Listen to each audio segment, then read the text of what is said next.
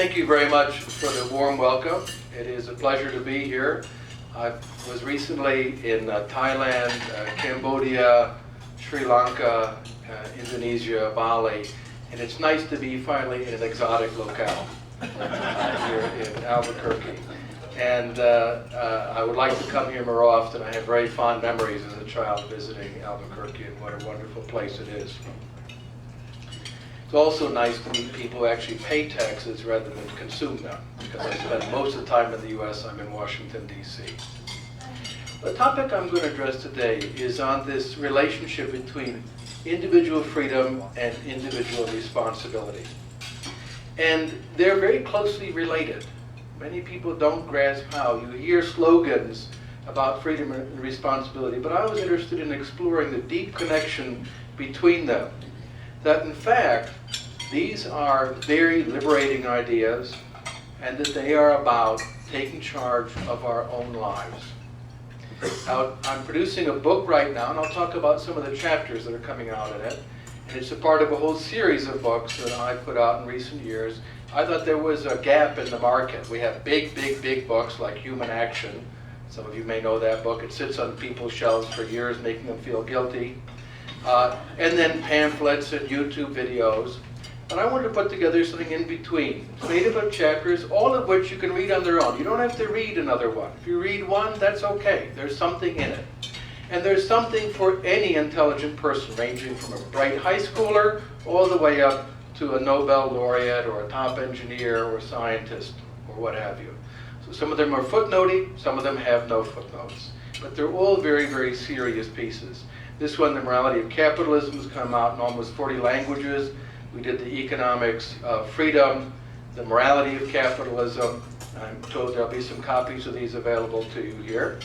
After the Welfare State, which is on, I'll touch on this a little bit also, the looming disaster. Greece is closer than most people know when you factor in the unfunded liabilities of our contemporary welfare state. Why Liberty, which is a very simple introduction to the idea of what it means to be a free person in a free society under the rule of law.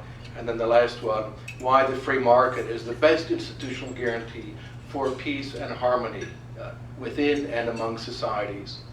Now this next book, which I'm, as I mentioned, working on right now, I've got a lot of scholars and writers from around the world. Jeffrey Myron, the economics faculty at Harvard University, two very top British scholars who look at institutions by which people have developed ways of making better decisions. I was talking to Tom Dybel about things like Alcoholics Anonymous, a very important part of a free society where people help each other to deal with very difficult problems that they face in their lives. And there's a deep history of this in our civilization and society. My own pieces, Sarah Squire, dealing with literature, John Tierney from the New York Times, do not gasp, not everyone at the New York Times rejects limited government. We have many friends there. John is one of their science editors. I'll talk about his contribution in a moment, and then also a number of top professors of philosophy and economics. Now when you talk about responsibility, and if you go out and give a talk on responsibility, what is it most people expect? They expect that they're going to be scolded, that it's going to be some scold. You imagine when you were small and your grandmother said, "I'm very disappointed in you." So that's what they expect. And they also expect it to be really boring. Oh God, the responsibility talk again. And I think that that's wrong. That in fact, talking about responsibility is talking about a great adventure in life. The denial of freedom is a denial of responsibility, and when we deny people responsibility over their own lives, we also take away their freedom. And I'll talk a little bit about the relationship, the history of freedom and responsibility. They're very closely connected in the history of the idea of individual rights, and then the terrible consequences of denying freedom. So let's go back to the 13th century and think about the origins of what is today called human rights. One of the very important documents was by one of the lawyer popes, Innocent IV, and it was a document about the rights of non-believers or infidels, which meant Jews and Muslims. And people said, can you take their land? Can you kill them? Can you slay them? He said, no. Because they have dominium. It's the most interesting Latin word. It comes from the Latin word domus, which means a house. Dominus is master of the house. And under the old Roman law, the master of the house was responsible for the household. But then dominion was applied to the individual person. To have mastery of yourself meant you can be held accountable for your behavior. You have mastery, personal mastery. And he said that these can be held by infidels, so people who did not share his Christian faith, licitly and without sin. For these are for every rational creature. They are human beings. They are rational creatures. And they have dominion, and they have the right not to be murdered, dispossessed, and conquered. Our responsibility and freedom are very, very deeply connected at a deep historical level. We are moral agents because we can be held accountable. We're not like stones or things in the world. And because of that, we're not here to be moved about by politicians. We don't belong to them. Each one of us is responsible for his or her own actions. Now that was articulated again very strongly by what was called the School of Salamanca in Spain. When the Spanish came in contact with what they called the New World, the people living here hadn't thought of it that way. And what happened? They were brutally enslaved, massacred, forced to work in silver mines, and so on. And a number of Spanish people, most of them associated with the church, said this is wrong. And Francisco de Vitoria was one of the great ones. He wrote his essay on the Indians. And he said they have dominion. They have cities, they have marriages, they have magistrates. They are accountable for their behavior. You may not do this to them. Bartolomé de las Casas, another of the great figures, he debated against Juan Guinness de Sepulveda on this very issue. De Sepulveda said they are natural slaves. God so loved the Spanish. He peopled a whole continent with robots for us, as we would say today. Automatons. Just give them orders and they'll do it. That was God's love for us, the Spanish. And de las Casas destroyed him in debate in 1550 and wiped him out and put the church on the side of recognizing individual human rights of the Indians as well. By the way, part of his argument was a bit clever. He said to the church fathers, do you want them to come to church? Yes. Well, we don't bring our dogs and cows and chickens into church, do we? If you want them to come into church, they're human beings, and they deserve the same respect as everyone else. It's a pretty smart argument in the context of debating within the church. But established this principle that being capable of moral responsibility was the key to enjoying individual liberty. Now that was then articulated again by figures who were influenced by this tradition in England during the Civil War of the 17th century. They came to be known as the Levelers, and they had a huge impact not only on England but on the American colonies. During this time, many colonists came to America and they brought these leveler ideas. Richard Overton, in 1646, when he was imprisoned in Newgate prison, wrote a wonderful essay called An Arrow Against All Tyrants. And this essay was profoundly important. And the key to it was, he says, to every individual in nature is given an individual property by nature, not to be invaded or usurped by anyone. For everyone, as he is himself, so he has a self-propriety, else could he not be himself. To be yourself, to stand up and say, I am who I am, you must have rights. The right to manage your own life. In this case, the right to determine how to worship God, whether you're an Anglican, a Catholic, or a dissenter. All of these men, the Levelers, as far as we know, were Protestants, but they stood up for the rights of Catholics. There's a famous petition by William Alwyn called the Petition of the Papists. You can hear he's not a Catholic, because no Catholic calls himself a Papist. But it was a petition for the rights of the Catholics in England. They were in fact so extreme in their belief in the individual right of every human being that they believe something that even today is considered a bit radical in England. They believed even Irish people have rights. And when levelers were ordered in the army to invade Ireland, their unit in Burford, led by levelers, refused. And if you ever wanted to make a great pilgrimage for liberty, go to Burford, a small village in England, and you can see the bullet holes where they were lined up and shot. And on the baptismal font, it says Anthony Sedley, prisoner, 1649, carved into the top of it. Because they said, we are responsible for our actions. Although we are not Catholics, you cannot force us to kill them. It is an unjust and wicked thing, and you cannot make us do it. We will not. And so they were lined up and shot by an army under the command of Lord Fairfax.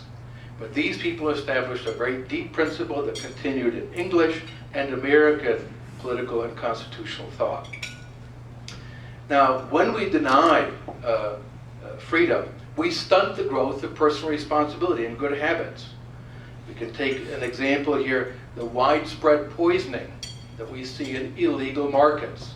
When alcohol was prohibited, massive deaths from alcohol poisoning. Now that we have narcotics illegal, massive deaths, and I'll talk about this, from overdoses. We see decline in personal savings. The government's going to take care of me. Why should I worry about it? Why should I be so concerned about my future? This is a very serious problem all around the world. We've seen gross inattention to responsibility by governments. I'll talk a little bit about this in a moment. The unfunded liabilities are simply staggering, that we are passing on, not merely the government debt, that is the tip of the iceberg, but unfunded liabilities that cannot be paid, that are now going to be coming due to our children and grandchildren. And then also the general growth of the nanny state. By the way, I should mention, just as an aside, I got a very serious ear infection in Asia, and I've been suffering tremendously. And I'm deaf in one ear at the moment, and I have no equilibrium, which is why I'm gripping the podium. So if I just keel over, just help me right myself. I can't tell which way is up at the moment, so I have to orient myself visually. Let's look at the case of what happens when you make substances illegal that people want to consume. We had 2013, the last year for which I could get the finalized data, about 44,000 deaths from drug overdoses in the United States. Almost all of those are because it's illegal. We had the same thing under alcohol prohibition. People drinking the bathtub gin and denatured alcohol and not knowing that they were getting industrial alcohol rather than vodka or something else, and dying from it. Almost all of these are attributable to the fact that it's illegal.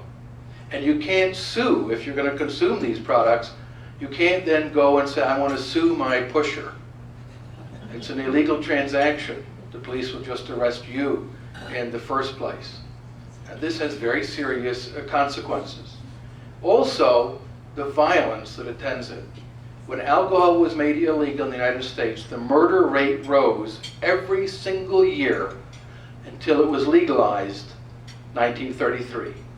And then the murder rate fell for 11 consecutive years. I know that correlation and causation are not the same thing in statistics, but anytime you see something that looks like this on a graph, and the beginning of the rise and the end of the rise coincide with a big policy change, we should say maybe something was going on here. There might be some cause and effect relationship.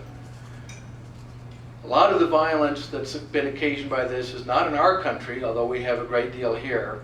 It's next door in Mexico. Over 100,000 people killed. 5 shootouts between drug gangs, horrifying narco-trafficking groups. When I did another presentation on this topic, I Googled under images, murder victims, narco-trafficking Mexico. Do not do that. I had nightmares. It was like watching Islamic State videos. You cannot imagine the brutality and cruelty that these horrific gangs exert. And this is because of the mega profits due to violence, because they are specialists not in packaging or taste or brand or flavor. They are specialists in brutality and violence. And these are the negative consequences of our decision to remove from people the freedom to decide for themselves what they want to consume. Now you can ask, well, some people say, and I have conservative friends and liberal friends also who disagree with me on this, they say, if you legalize it, you're saying it's a good thing to do. I don't agree with that, but it's a reasonable point. Let's look at the evidence. What about drug use in the Netherlands compared to the United States?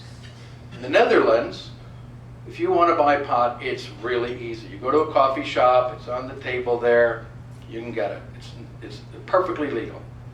In the United States, you have to go to 2 places where you can score dope very easily.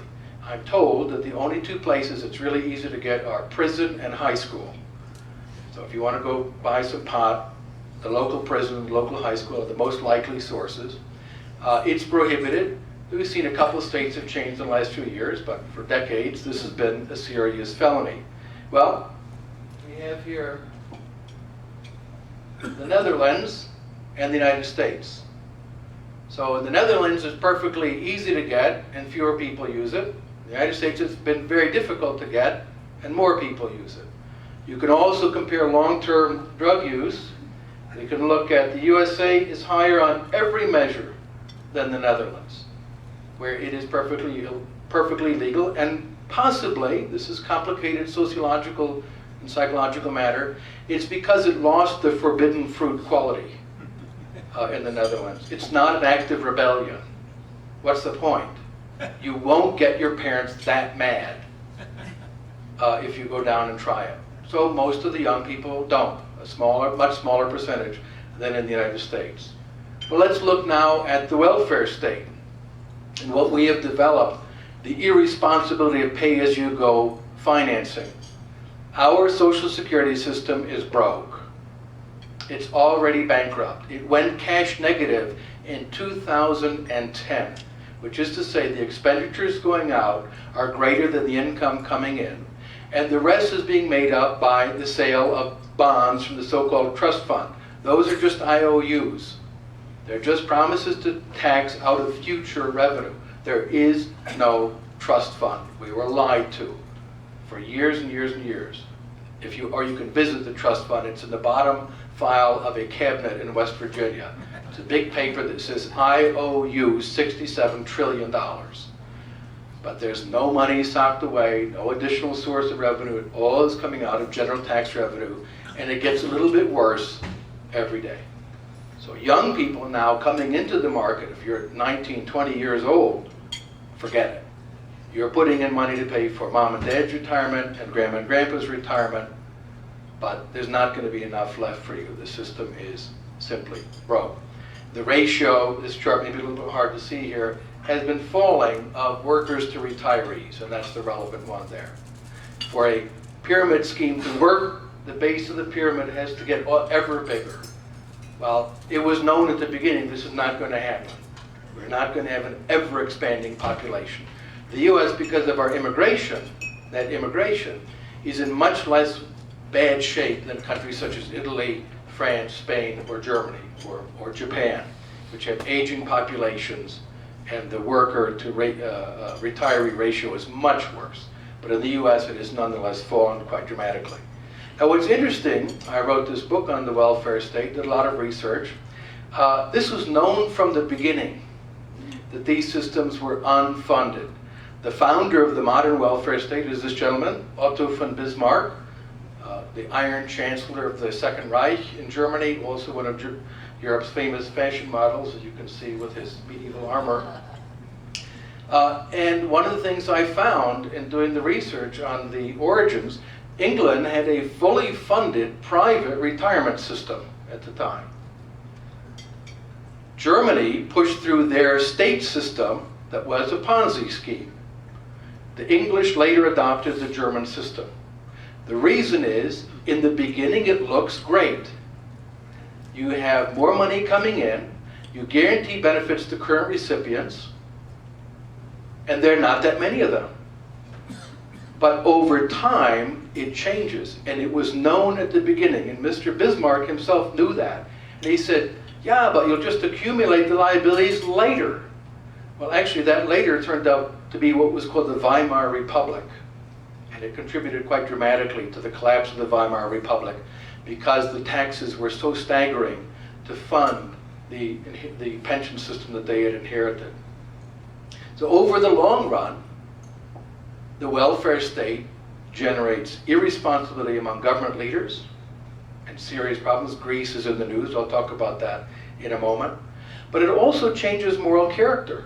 Now, we're accustomed to thinking about the American underclass and all the discourse that's going on about that, some of it quite misleading.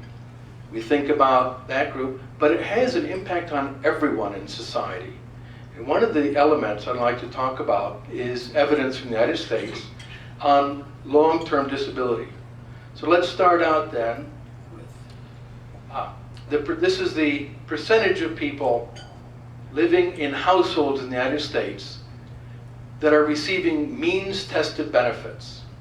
That's not Social Security, it is not Medicare, railroad retirement, military pension, none of those. These are means-tested, what we would call welfare. And the percentage has risen, to where it is just under a third here. That's about 30%. And that, to me, really focuses my attention. About a third of households are receiving means-tested benefits. And again, set aside, it's not people receiving Social Security. They're not counted in this. Now we can look at this. This should focus our attention. This scissors. The blue line is the likelihood of dying between the ages of 18 and 65. This tells us people are living longer lives and healthier. The red line is the percentage of people receiving permanent disability payments. Something is wrong with this picture. A society where people are living longer and healthier and more likely to go on permanent disability. Now what's interesting, and this is true by the way across a wide range of societies that we've studied. I have a chapter on the Nordic countries, Denmark, Finland, Sweden, and Norway. This is accounted for by two things. Can anyone guess what they are? What are the two injuries that lead you to be permanently disabled that have increased? Back pain, yes, exactly. And then the other one? Fibromyalgia. Sorry? Fibromyalgia. That's not it, but that would be an interesting guess. It's emotional problems. Those are two things that are very hard to test, whereas fibromyalgia, you can give an actual test for it. These two things are pretty hard to test because they're highly subjective. How depressed are you? I'm pretty depressed. Okay. And how bad is the back pain? Yeah, it hurts. Well, I suffer crippling back pain. I was paralyzed for 6 months and suffered terrible back pain. It's not pleasant. Somehow I managed to work. I get depressed, manage to work. But if you can get a doctor to sign the papers for you, you can qualify for permanent disability. Now, the other question is who's paying for all of this? This again is just looking at the deficit side, not the unfunded liability. We have the red line here is Medicaid and Social Security payments. The blue line represents net federal indebtedness, which is to say that even on that level, we're passing this on to the next generation, financing these through additional deficits.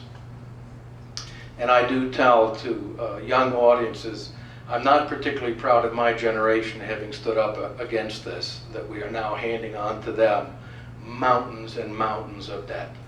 And they're not going to be able to pay it. So I tried to give them courage about how to fight it, but it is a very serious problem. Now, there's good news.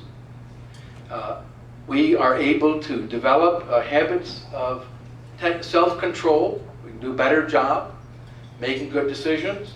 You can learn how to make better decisions in your life, be a more responsible person. And I'll talk about some of those that John Tierney outlines. But there's also bad news. And the bad news is that we have governments that insist you should have neither the freedom nor the responsibility to make determinations about your own life. That's going to be up to them. They're going to take charge of us. They'll be the nanny state, mom and dad. As Al Gore famously put it, you may recall, he said, you know, we've gone beyond this idea that government is the parent. Government should be like your grandparents. What a dumb idea. I could not imagine such an absurd thing being said by the sitting Vice President of the United States. I had very nice grandparents. I don't really need Mr. and Mrs. Gore as my grandparents. Thank you very much. And certainly not Mr. and Mrs. Clinton as exemplars of moral virtue and good behavior to hold up to our children.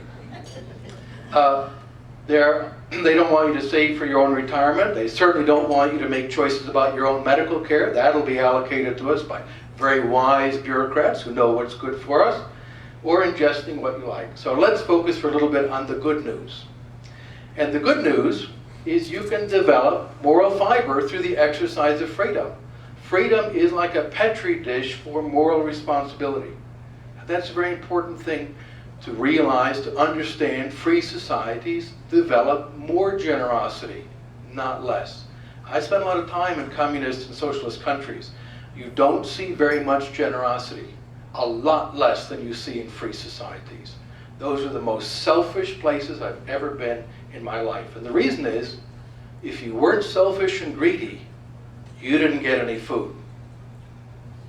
And so people had the incentive to suppress generous impulses and raise the selfish. Those societies dedicated to altruism as official state policy turned out to be the most narrow, cramped, greedy societies you could possibly imagine. Now there's a book I highly recommend.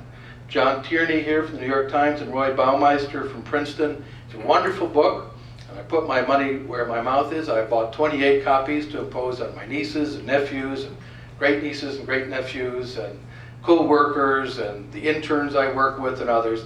It's a wonderful book, and I really, really encourage you to read it. It's also, you can get it pretty cheaply on Amazon.com. John is a great science writer. It's about cutting-edge scientific research in brain chemistry and neurophysiology. And it's very, very practical as well. It's an exciting work about how we're understanding more about the human brain and the human mind and their interaction. But it's also a highly practical book. And as he points out, one of the great contributions that science can make today to human freedom is to understand how we make decisions and how we can improve them. So if you think about that, first thing he points out is willpower is scarce. And it's something you need to economize on. Mark Zuckerberg, the head of Facebook, is famous. Every time you see him being interviewed, he's wearing a gray t-shirt, blue jeans, and sneakers. He's always wearing the same clothes. You think, it's kind of odd. Well, the reason is apparently in his closet at home, he has rows of gray t-shirts, sneakers, and blue jeans. And the reason is he makes hard decisions all day about billions and billions of dollars. He doesn't want to waste his willpower deciding, as I do, whether the pocket square goes with the tie. And is this shirt too busy? If I'm going to be in front of this group, is the shirt too busy? Does it clash with the tie? It's a striped shirt, I can't wear a striped tie, and so on. So he said, I don't make any of those decisions. I just decided in advance. That's an extreme case, but tells us something. We should watch for symptoms of willpower depletion. It turns out your grandmother was right, by the way, about everything. But we now know it from the laboratory. Don't make important decisions when you're hungry.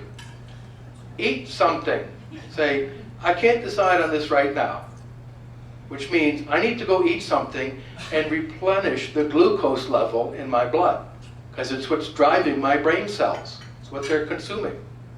Don't make a decision when you're angry. Duh. Sometimes we do it anyway. Restrain yourself. Do not do that. You will make a foolish and unwise decision. You want to pick your battles? And he talks about how to do that. How to choose what's the important thing to do.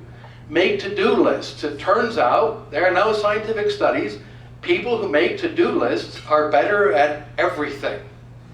So it's on my to-do list to make a to-do list. I have to do that. And then the key about the to-do list is not just remembering it. You know what the key is? It's scratching off the thing you did.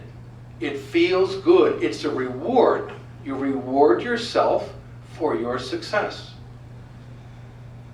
You should monitor yourself. It turns out, all these studies that have been done, putting a mirror in someone's office improves their behavior because they think someone's watching. The person.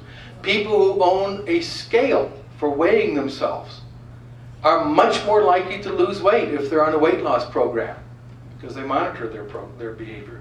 And that's why all these new cool gadgets, Fitbit, Jawbone, and so on. And I use one called mint.com. It's free, by the way, mint.com. It monitors all of my spending, and it says, Tom, you went over a budget. And I get irritating notices of it that come on my smartphone. It's really helpful. It's helped me to cut back on things I really don't want to spend on as a consequence. So you should monitor yourself. Procrastinate wisely, put off until later making those important decisions, and very importantly, you need to reward yourself. It's okay to say, I did a good job, including scratching it off. And one thing that was quite interesting, again, based on massive studies, you could imagine how boring it is to work in these psychology labs to do these studies. If you promise yourself you'll eat a cookie tonight, you can avoid the 7 cookies you would gobble down now. And there's a reason for that. The brain is a complex organ that feeds into our minds, you might put it that way. And part of it is like a small child that wants a cookie now. But you know, if you eat the cookie, that small child will eat all the cookies, all the M&Ms. They actually do these with test subjects and they weigh the M&Ms before and after. But if you say, no, I'm not going to have an M&M, I won't do this, I'll have 1 brownie tonight, or I'll have some M&Ms tonight. The small child thinks, okay, I'm cool with that, and quiets down. Then have the M&Ms at night, but you'll have 4 M&Ms, not 400, which is what you'll do when you're gorging. So there are a lot of techniques we could use to make better decisions. Now, virtue and human flourishing can be improved by exercising our moral responsibility and restoring this relationship between freedom and personal responsibility. We should do this at the level of policy.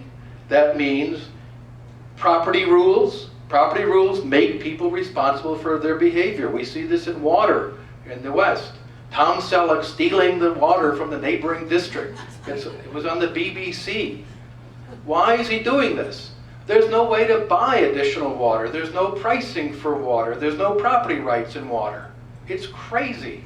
And it's led to disastrous misuse of water all over the West. Property rights makes people act responsibly. We should not externalize the cost to others through state intervention and hold people accountable for their behavior. Yes, there are extenuating circumstances. Someone had a brain tumor and committed a violent act. We later discovered he had a tumor the size of a baseball in his head. It was removed. He became peaceful again. Okay, there are exceptional, extenuating circumstances. But don't make those the rule, which is the trend that we have had over the past 50 years, and replace the welfare state with a society of free and responsible individuals. Now, I mentioned the bad news. The bad news is you have to fight for your freedom, and you have to fight for your responsibility. One of the authors in the book, Lisa Conyers, has just completed a book, it's coming out at the end of this year, called The Human Cost of Welfare. And they are case studies based on interviews of people who managed to get off welfare. It actually isn't easy. They do not make it easy to get off the dole. For one thing, your income goes down when you get a job. This is really perverse, but they penalize you for getting off the dole. And it's made actually quite difficult. And people who liberate themselves from that deserve an extra measure of appreciation for having done so. She talks about that in the chapter. It's really a great piece. And also, we face very determined foes. I'm sure the Rio Grande Foundation has found this. People don't just question your data and your arguments. They question your morality. You're selfish, you're greedy, you're a bad person. You're against the minimum wage increase. That means you're against the poor. What kind of people are against the poor? Bad, wicked people. Do we listen to bad, wicked people? No, they lie to us. So let's not listen to the Rio Grande Foundation's arguments because they're lies. This is the problem that we systematically face, and we should be aware of that and be able to confront it intelligently and try to get people to open their eyes. Because every day that we delay the program, the policy changes, they get a little bit worse. This is especially true about these unfunded liabilities. The Greeks kept kicking the can down the road till they got to the end of the road. We're not in Greece's state, but in about 15 years we will be if we continue on our current spending path. The other point is this is a great achievement. The one poem for which this man is known, I am the master of my fate, I am the captain of my soul. There's something exciting about being responsible for your own life. A kind of gratification that you cannot get any other way when you say, I did this.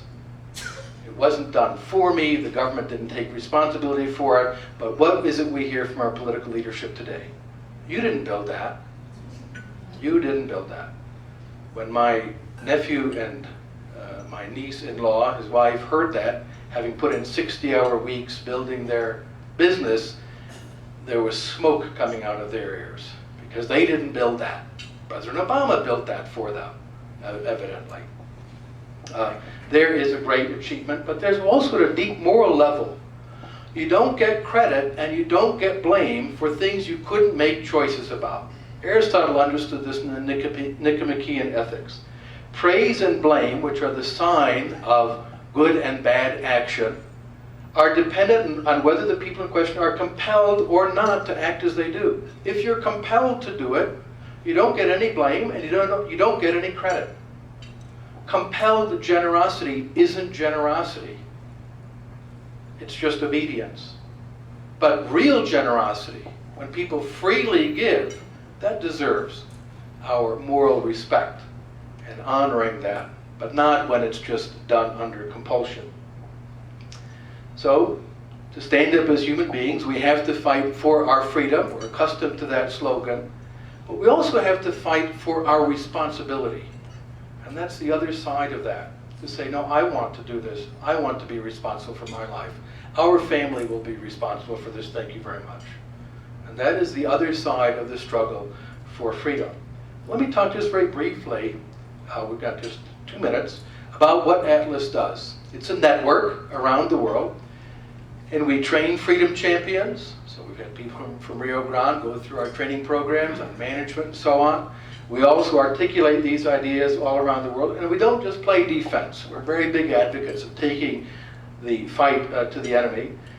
March of last year, I worked to organize the Emergency Economic Summit for Ukraine, as Ukraine was collapsing and facing invasion in the south. We had 650 people here. We had top former ministers from other Eastern European countries who said, this is what you have to do. Cut the budget, eliminate bureaucracies, free prices, free markets, and so on. Kache Bendukidze, who unfortunately died last year, was the Minister of Economics of Republic of Georgia, a great free market reformer, and really a brilliant human being. Ukraine will have to go through painful reforms to survive, otherwise the country will be lost. And we continue working in Ukraine with our friends there. It's a very difficult situation when you're under actual military invasion. And we do a lot of work in Russian and Ukrainian, and very active promotion and publication. And then recently, we were in Greece. We organized the Emergency Economic Summit for Greece. Top ministers from around the world, from former finance ministers of Bulgaria, Slovakia, and other countries, said, we hit the wall, we collapsed, this is what we had to do, it's not rocket science. And then went through what needed to be done. We had quite a big audience, a great deal of attention. We had all of these international experts there laying out what needed to be offered. The finance minister, this man here, he and I had a robust discussion, came to it, and he manipulated the program. So instead of speaking at 11:20, which he had been scheduled, the day before he said, "I'll come at the end, give the final talk and leave." And our Greek partners said, "Well, that means he'll get all the media coverage for this big conference we've organized with Nobel Prize winners and so on." So I said, "Well, he's done a bad thing to us." I used more colorful street language. "And we can do a bad thing to him."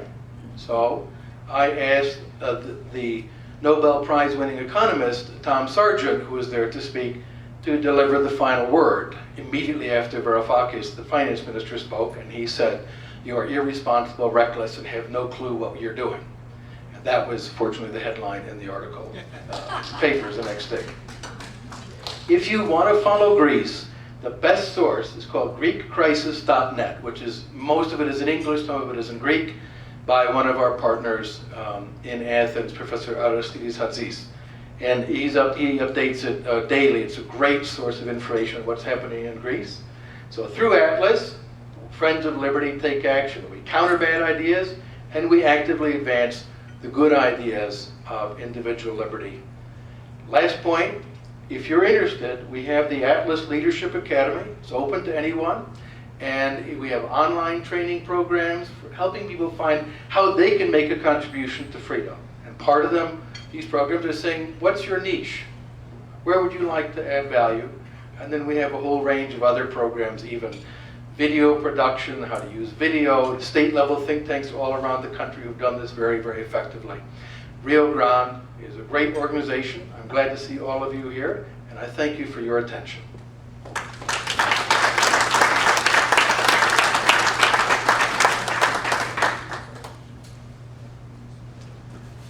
Thank you, Tom. And Tom has agreed to take a few questions and discuss further the issues with you in the next 5 or 10 minutes, if you'd like. Yes, sir. Well, Wiley, thank you for that. I tell you, it's refreshing to have somebody of your caliber here. I'm guessing, and thank you for the thing on drugs. I'm guessing about 70% of people in this room are against legalizing drugs. I definitely am in the camp of legalizing. I've got a question.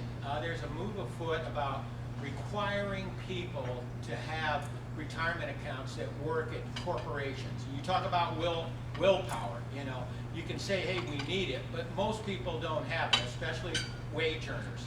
What do you think about requiring people to go in and have to put something away, and it's theirs, it has nothing to do with the government, requiring them to be responsible for themselves? That's a Faustian kind of dilemma. That's a very interesting problem, and Milton Friedman, who agreed with you on the first question very robustly, as George Shultz, former Secretary of State under President Reagan, and many of President Reagan's chief advisors came to that same conclusion, that the war on drugs was a failure. But Friedman also addressed this question about compulsory retirement savings. He said, well, what's going to happen in our society if someone just doesn't save and we don't have a state retirement system? There's going to be political pressure to say, come on, you got to help this guy out. Okay, he made some bad decisions, but are you going to let him just starve when he can't pay for anything? Yeah. No. Well, yes, but the question is, looking at the political system, that's just not going to happen. That was his argument. So he said the second best option is to, and he said, I don't like it, I feel bad about it, but to compel people to put aside private savings. So we have IRAs and other savings vehicles like this. And then they will be compelled to make the decisions when they're 22 about what's going to happen to them when they're 65 or 67. Now, Australia followed that advice some years ago, and they're actually in much better shape as a consequence. So Australia has means-tested all government benefits. I was in Australia for a couple months ago, and spent a lot of time there working with the Australian think tanks and learning about the system. And all government benefits are means-tested, everything, including the pension.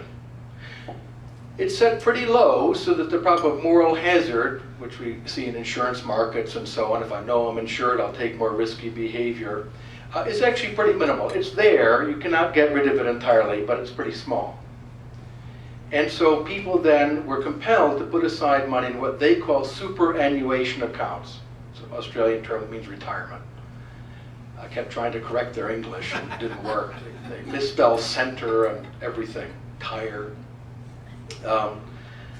But in their superannuation accounts, they're actually in fairly good shape now. The people have invested substantial amounts of money for their own retirement. But it was a compulsory arrangement that they had to do it. So I'm not comfortable with that, and like Milton Friedman, I don't like compelling someone to say you have to put aside 6% of your income now. You might have better plans now that you're 22 to do with it. But in the context of the whole political system, having even a small minority of people reach retirement age penniless is probably politically unsustainable. But he made it very clear he was uncomfortable with that because he didn't like compelling people as a general But he rule. said Why net, isn't net. that our social security system? That's mandating that you're going to save it. You're going to take it out of your check. The problem is it's not saved, it's spent.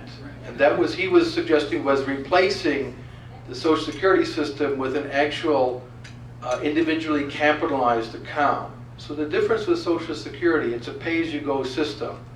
That the money that comes in now is spent, and the current taxpayer, the 24-year-old who's paying in, is told you'll be paid out of future tax revenues. The problem is the base of the pyramid is not getting bigger. There are not going to be enough future taxpayers to pay that 24-year-old once he or she reaches retirement age. In addition, there's another twist to the Social Security system that helps to explain why it was so popular, but shows the long-term problem with these plans. It is a statutory requirement that the surplus be invested, and I put this investment in quotes, in government bonds. It's required. And so consequently, when you had more people paying in than were receiving, and remember, by the way, when 65 was set as the age of retirement, that's when most people died. Back in the 30s, there were not a whole lot of 80-year-olds. And our society has changed. And by the way, I'm all in favor of it. We're all living longer, and that's a good thing. But it means that we have a large number of people who are going to be making claims and a shrinking pool of people paying in. So the surplus, the trust fund, went into what is called the trust fund. By statutory obligation, that had to be purchased government bonds. Those are just promises to pay out of future general tax revenues. There's nothing else. They did not create a productive asset, like a bridge that generates a toll income, or a company that has profits, or land that can be rented. And in fact, that would have been a problem, because as Ronald Reagan pointed out, you'd end up with the federal government owning a lot of the assets in the country, as opposed to 44% of the surface area as they own now, as people in the western part of the country also do understand. But you'd end up with them owning General Motors. Oh gosh, they do. You'd end up with them owning other companies. And this would be a pretty bad thing. We wouldn't want that. But putting it into this trust fund meant you could consume it now. It funded current government expenditures. And then worry about the problem down the road. Well, we're getting to the end of the road. And this is going to be a very, very serious problem right now. So an individually capitalized account is very different. In the Australian system, it's your money. What's interesting was the last Labour government suggested, and this is the danger we face in our country as well, look at all that retirement money.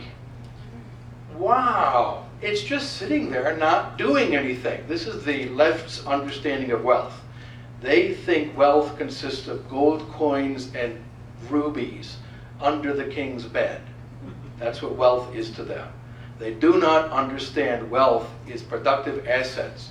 The people who have capital, it means it's making stuff work. It's machines and factories and cars and buildings and so on that are producing streams of income. To them, they think that rich people have stuff under the bed. Michael Moore said this, by the way, famously. He said, "There's plenty of money out there. It's in the houses of the rich." I thought, what a primitive mindset. He thinks the wealth of rich people it's in their houses somehow. We break open the door and take out their wealth. We'll be rich too. It's absurd. Not like the Hollywood poor people. Well, yes, no, not like Michael Moore with over $50 million in assets, who portrayed himself on television with a left-wing interviewer who was shocked.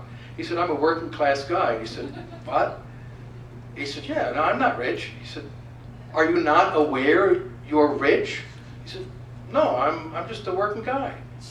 And he said, "Well, I don't know what to say. You're staggeringly wealthy." But he doesn't understand that, because he made it through movies, not chemical companies and things like that, farms. But in any case, the view is it's just sitting there and it's an account. It's just a bunch of rubies in a vault. We could just take it out and spend it on stuff.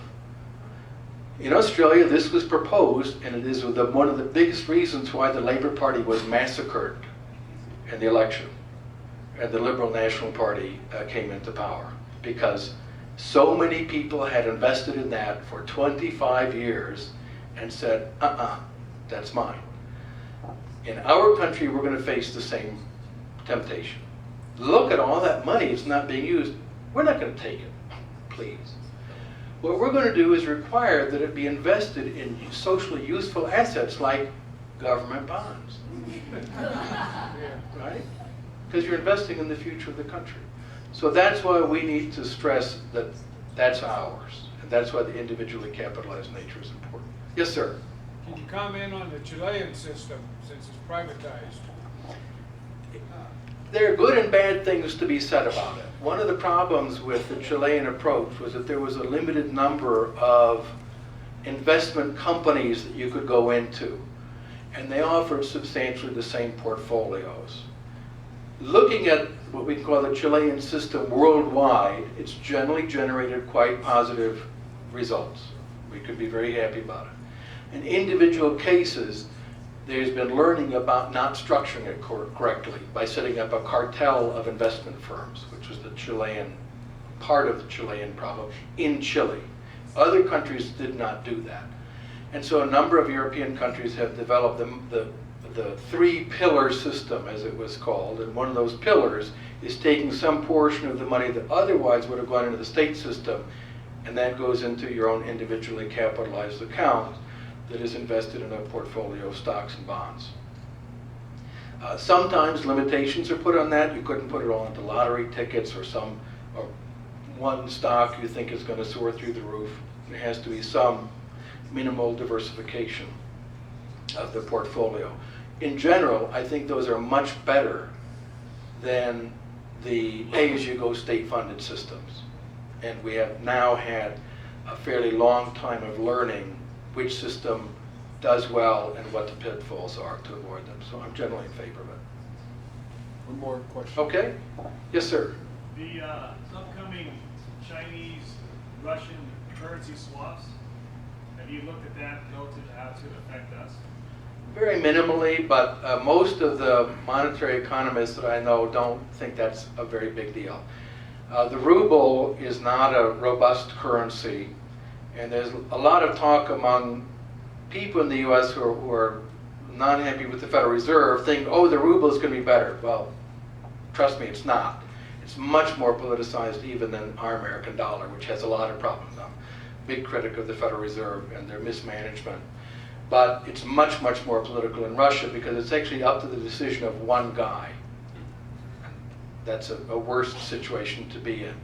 In the Chinese situation, we've seen this big implosion in the Chinese stock market and a very bad response from the Chinese government. In the short term, looks good because there was a 6% rebound in the Chinese stock market. Not only were they forbidding all kinds of institutional traders to sell in the market, they were making it easy to do margin loans and pumping in state money to buy those shares. This is I think, a catastrophically bad decision. Just catastrophically bad. The market was already up, I don't remember the exact numbers, but unbelievable over the last 2 years. and then it might have a 36 or 40% correction after a 120% gain. Again, I don't remember the exact numbers. They ought to do that, but the idea that the stock market should always go up inevitably and the government's going to pump that up, that's a very bad sign for the future of the management of the Chinese money system. So I would not put anything in it at all. In my opinion, it's a propaganda ploy, but as a serious monetary alternative. I might be wrong, but I doubt it. I don't think it's going to work. Thank you very, very much.